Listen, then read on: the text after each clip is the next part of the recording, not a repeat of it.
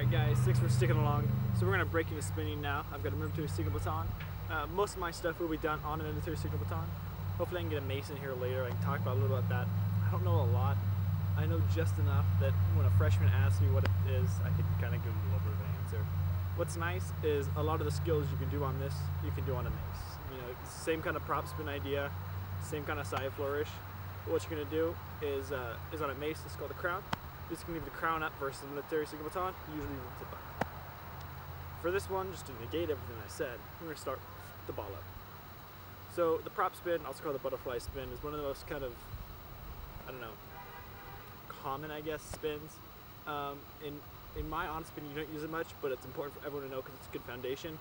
And you know, if you can just kind of go and do this, you know, it's still something. I notice a lot of the time in them you'll be doing more of kind of just side flourishes. We'll get into that in a couple of videos, where those are much broader and bigger, and that's kind of like your attention getter.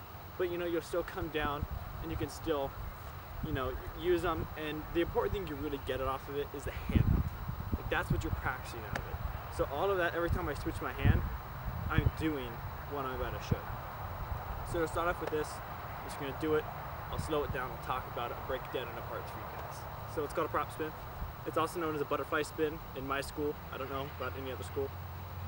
It's called a prop spin because obviously it's like the spin on a prop. It's just going just in front of you. It's called a butterfly spin by the shape your hands are making. So I'm actually going to scoot a little bit closer to the camera. Hopefully it doesn't get too ugly for you guys. And hopefully you guys can just kind of see my hands. So we're going to start off with the left hand on top. Most of my spinning is done clockwise. KayLeigh spins counterclockwise, so if she gets up here, she'll be in the opposite direction, just so you guys heads up. What's nice is it's all transversive. If you're spinning counterclockwise, your left hand's going to be on top. And you're just going to go the opposite direction, but it's the same steps. So for my simplicity's sake, we're going to start with the left hand on top. You guys can see I marked my balance point right here, so you guys always kind of know where it's at. So with the left hand on top, I'm going to take the ball, and I'm going to do 100 or 360 degrees. Right there, the ball's back up top. I'm actually taking my right hand now and bring it under with my thumb down. If you notice, it's the same position my left hand was in, but because of my elbow, I'm turning the opposite direction. Ball back up top. My left hand is going back on top. I'm just going to go all the way around again. If you notice, my hand just curls shut around the baton. Going to grab with the curled hand, and I'm just going to uncurl. That's all I'm doing, guys. I'm just going to grab with the left hand on top. I'm going to curl all the way around. Right thumb down. I'm just going to uncurl. Left hand on top. I'm going to curl around. Right thumb down. Uncurl. Left on top. Right on bottom. Top. Bottom. Top. Bottom. And if you notice, every time it's done 360s. Ball be up. I switch right here. I switch right here. I switch right here. I switch right here.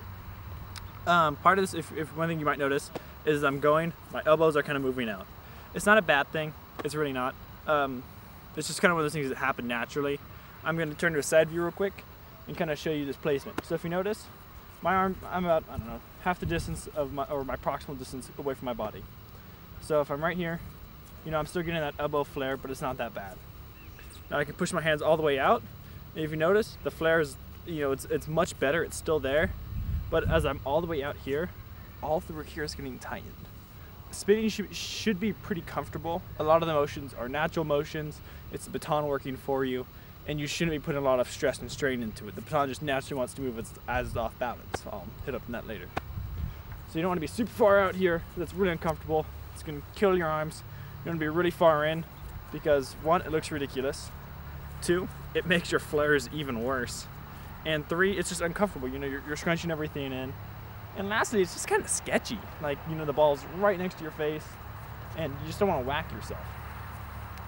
So with that, I recommend just kind of going wherever it's comfortable to you. It's comfortable to me right here. It works. So just slow it down again for you guys. Lift it on top, curl, uncurl. Nice and simple. And like I said, what's nice about this is a great transition piece. As you're coming around, you know, I'm doing it right here. I just did it. You know, I'm just doing handoffs.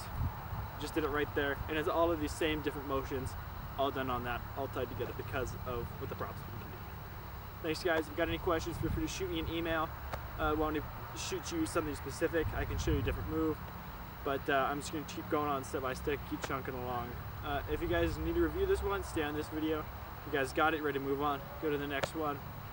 I think I'm going to drop into side flourishes, and then from there I'll go into beating of time.